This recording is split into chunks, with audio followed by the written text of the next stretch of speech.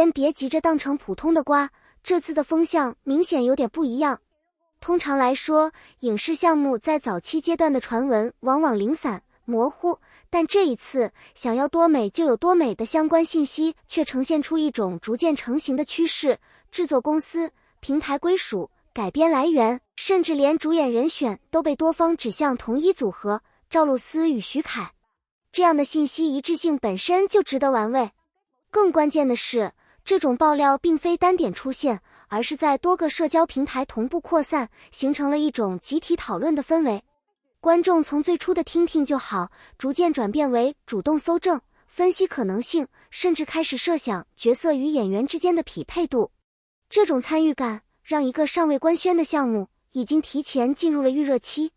但也正因为如此，大家的期待值被不断拉高，一旦后续信息出现反转，情绪落差也会更加明显。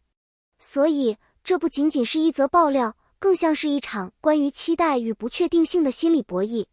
一书的作品之所以能够长久流传，并不是因为情节有多跌宕，而是因为他对人性的洞察极其精准。想要多美就有多美，正是这种风格的典型代表。他用冷静甚至略带疏离的笔调，描绘出都市女性在现实压力下的真实状态。她们精致、自律，却也疲惫；她们追求独立，却又无法完全摆脱外界评价体系的束缚。小说中的美从来不是单一维度，它既是资本，也是负担。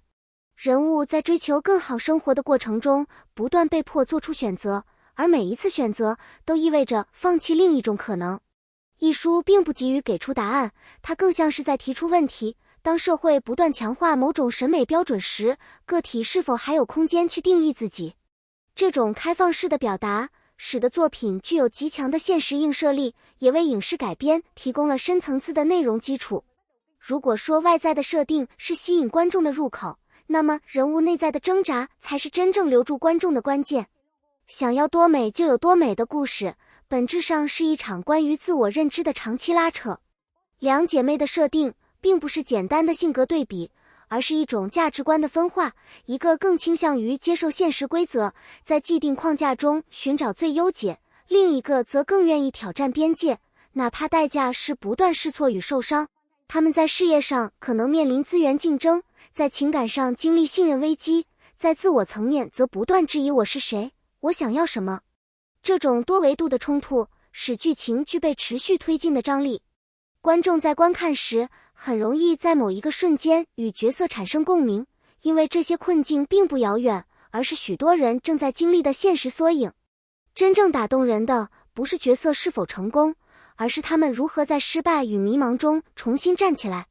演员与角色之间的匹配从来不是简单的外形契合，而是一种气质与表达方式的融合。赵露思过去的作品中往往以自然、松弛的表演见长，她能够把角色的情绪变化处理得细腻且真实，这对于成长型女性角色来说尤为重要。而徐凯则在近几年的作品中逐渐展现出更成熟的一面，他不再局限于单一的高颜值标签，而是开始尝试更复杂的人物层次。如果两人真的合作，这种一个偏情绪流动，一个偏内敛克制的组合，反而可能产生意想不到的张力。当然，观众最期待的还是他们在关键情感场景中的表现，那些涉及选择、失去、理解与和解的瞬间，往往决定了一部剧的情感高度。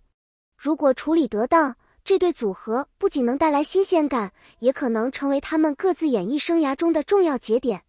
平台的定位往往会直接影响一部剧的表达方向。芒果 TV 近年来明显在强化自身的都市题材布局，不再局限于轻松娱乐，而是逐步加入更多现实议题与情感深度。想要多美就有多美，如果在这样的背景下推出，很可能会被赋予更多讨论空间。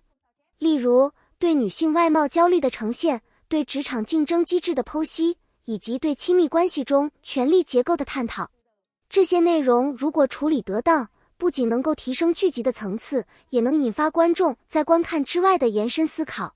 当然，这也意味着创作团队需要更加谨慎，既要保证剧情的可看性，又要避免议题表达流于表面。如何在商业性与思想性之间取得平衡，将决定这部剧能走多远。在当前竞争激烈的影视市场中，制作公司本身已经成为观众判断项目质量的重要参考。西西影视以往的作品，多数在剧本打磨与整体质感上保持稳定，这种不过度冒险但相对可靠的风格，让观众形成了一定信任预期。对于想要多美就有多美这样具有文学基础的项目来说，制作方的审美取向尤为关键。改编不仅仅是把文字转化为画面，更是一次再创作，需要对人物进行重构，对情节进行取舍，同时还要考虑节奏与观众接受度。如果处理得好，可以让原著焕发新的生命；如果处理不当，则可能削弱原有的深度。因此，制作团队是否能够真正理解艺术作品的核心精神，将是决定成败的关键因素之一。当一部作品尚未公布任何正式物料，却已经在社交平台形成持续发酵的讨论场，这本身就说明它触碰到了某种集体情绪。想要多美就有多美，目前正处在这样一个微妙阶段，信息不完整，却足够引人遐想，线索零散，却能被观众主动拼接成一个看似完整的故事。有人分析演员契合度，有人推测剧情改编方向，还有人甚至开始云选角配角阵容。这样的参与感让观众不再只是等待，而是在无形中成为这部剧前期传播的一部分。但越是这样，风险也越清晰。网络讨论往往会不断叠加想象与期待，最终形成一个远高于实际创作空间的理想版本。一旦正式官宣与观众预期出现偏差，很容易引发情绪反弹，不是因为作品不好，而是因为没达到想象中的那个版本。因此，这种热度其实是一场隐形博弈，观众在放大期待，制作方则需要谨慎回应。节奏稍有不当，就可能从未播先火转变为未播先争议。这也是为什么越是高关注度项目，越需要在信息释放与舆论引导之间找到平衡点。回到最核心的问题，观众为什么会对这类作品产生强烈兴趣？或许并不是因为它能提供明确答案，而是因为它敢于提出那些被反复回避的问题。想要多美就有多美讨论的从来不只是外貌焦虑这么简单，而是一个更深层的命题。当社会不断强化某种标准时，个体是否还有空间去定义自己？当被认可成为一种隐形压力，人还能否诚实面对内心的欲望与不安？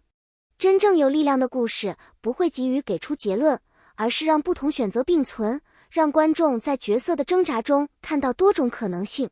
也许有人会认同现实主义的路径，也有人更向往理想主义的坚持，但重要的不是哪一种更正确，而是每一种选择背后都成立，都真实。如果这部剧能够做到这一点，它带来的就不仅是情节上的吸引，更是一种持续发酵的思考空间。到那时，观众离开屏幕后仍会反复回想，如果换成是我，我会怎么选？